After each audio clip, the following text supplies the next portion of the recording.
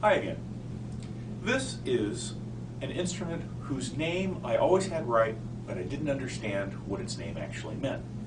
When I first started playing with these, I was in the 3rd grade, and it was called a Guiro, and I understood how to say Guiro, but I thought Guiro meant fish, because all the ones that I played on were shaped like a fish.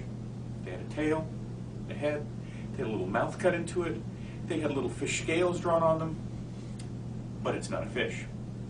It's actually the Spanish word for gourd, and this one is actually made out of a gourd. You can see here's where the gourd was attached to the vine, and it grew up. They hollowed the gourd out so that it was empty. They cut striations, marks into it, and give me a nice little scraper.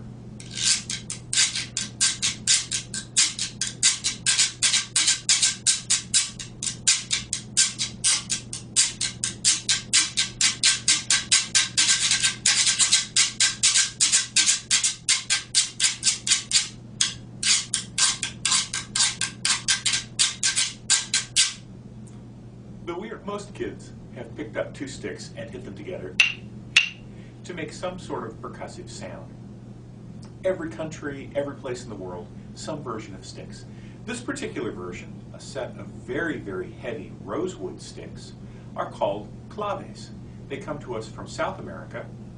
One hand is cupped and the other used to hit it.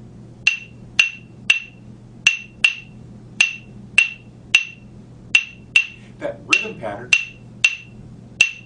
actually gets the name clave.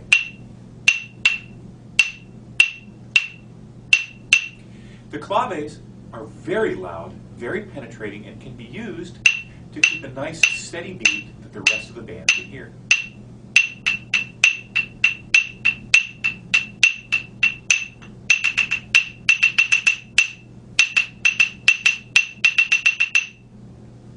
The claves. Yes, indeed, another instrument made out of a gourd. This time, the gourd has had beads wrapped around it in a netting so that the beads can hit against it. And then here's a really cool thing. I'm going to walk closer so hopefully you'll be able to see this. The beads here are actually made from little pieces of okra that have been cut and dried. I'm not a real fan of okra for eating, but okra for bead making is really cool. The afouche, or the cabasa, has many, many names. Some people just call it a shaker. It can be quite a loud instrument.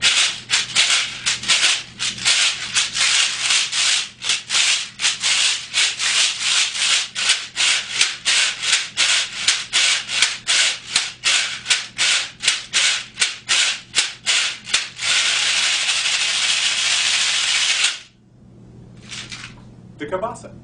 Shakers come from many, many countries in many styles, many shapes, and made out of different materials. This is perhaps the coolest material, the neatest use I've ever seen.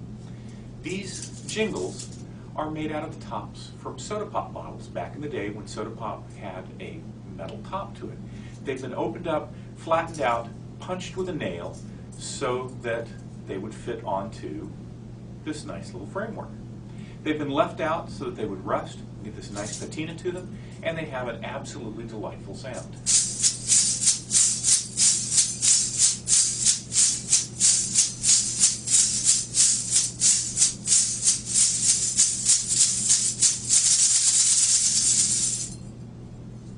Shakers.